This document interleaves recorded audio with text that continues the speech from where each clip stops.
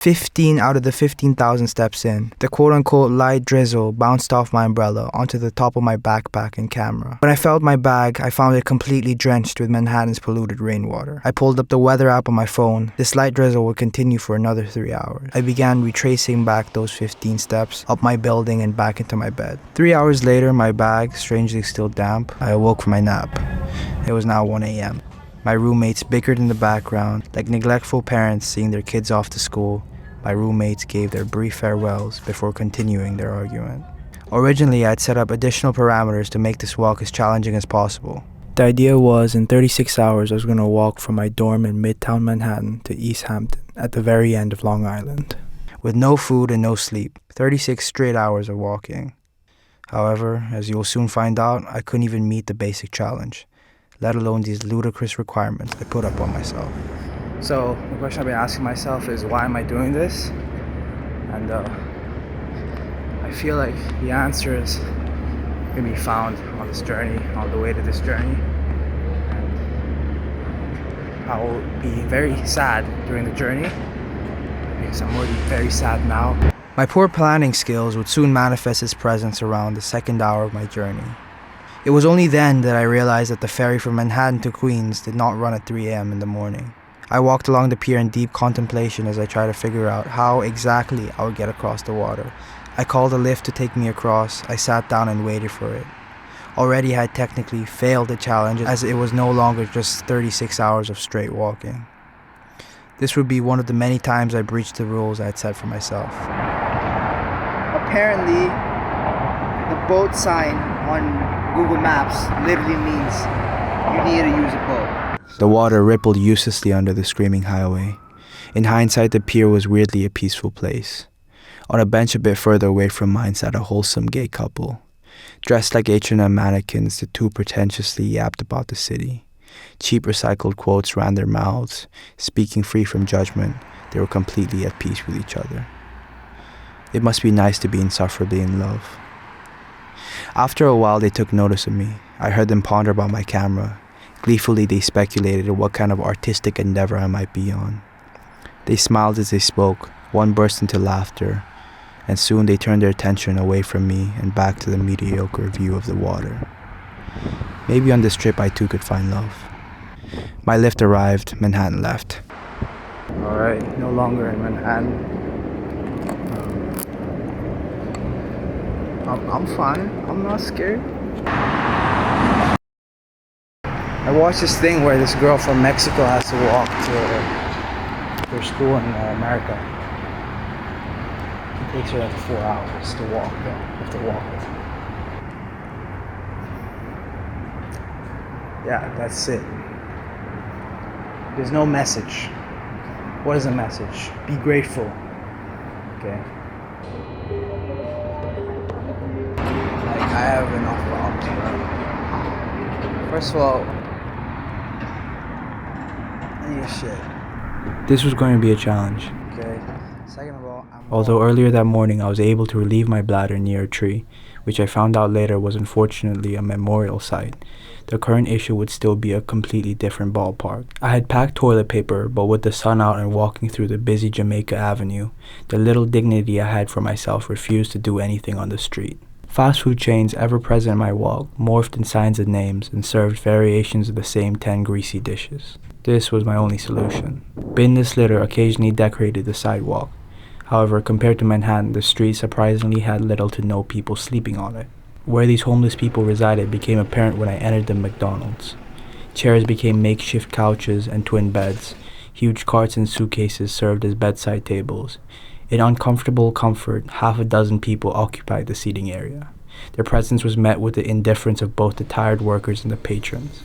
My shirt wrinkled, stained, and sweated, I looked like I too had spent the last how many hours in their company. An employee denied me the bathroom. I ordered 2 hash browns and requested again. This was re-denied, swiftly followed by an uninterested next. I waited patiently for my deep-fried whatever hash browns are and resubmitted my request. Met with another no, I mustered up a why. Under the black McDonald's hat, the cashier's eye scanned my body. Despite the atrocious state of my attire, she noticed my camera and deducted that I perhaps wasn't completely homeless. She rolled her eyes and gestured for me to come behind the counter. I did as instructed. She looked around for any eavesdroppers and whispered 47698 in my ear. Slightly aroused and very distraught, I made my way to the bathroom and punched the code in.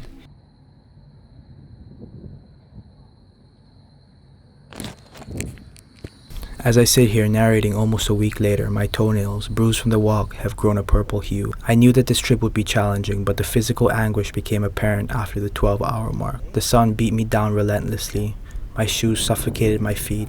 Blood inconsistently flowed up and down my legs, and my knees scraped in protest. I'm literally walking with a limp, so... my foot is so fucking swollen right now. So... I had spent the entire morning walking through the richest and poorest neighborhoods.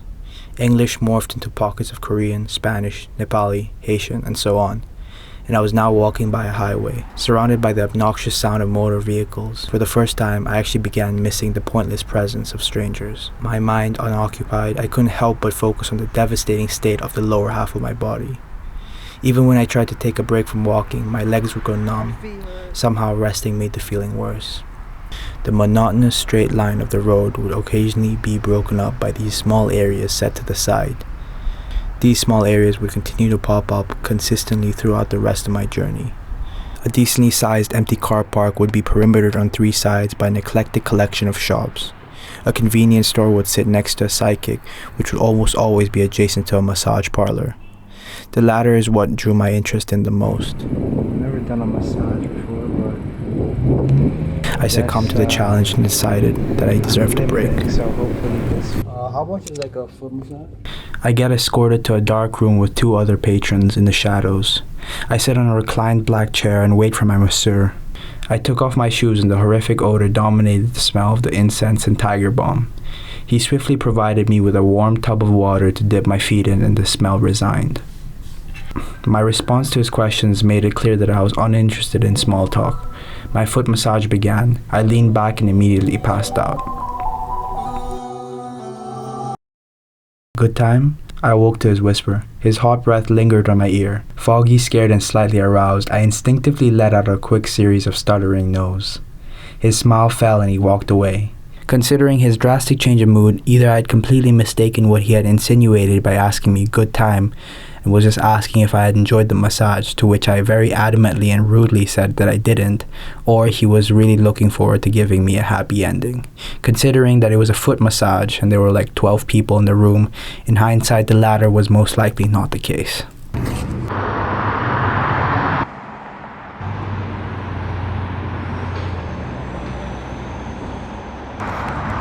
I don't know how people go to school in Hofstra. Your school is literally next to a fucking highway.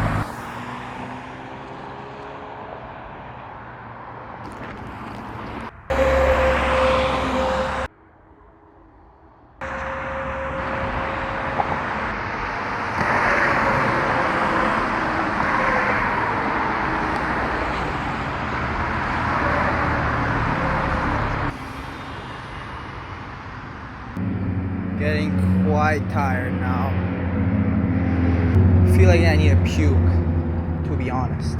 Alright guys, I am leaving early. First of all, I was never gonna reach them.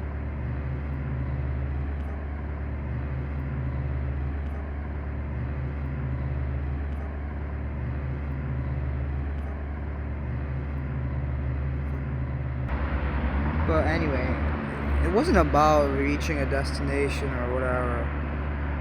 So, and I feel like I've learned everything that I could have learned, and done everything I could have done, or at least I've done enough. Despite all the excuses you'll see me provide in the background, I'd be lying in saying that I'm not disappointed in myself. Too many times in my life do I set goals that I pursue willingly and with full enthusiasm, only to quit it 3/4 of the way through. It feels like I'm in a perpetual state of failure, and yet again I've succumbed to this cycle.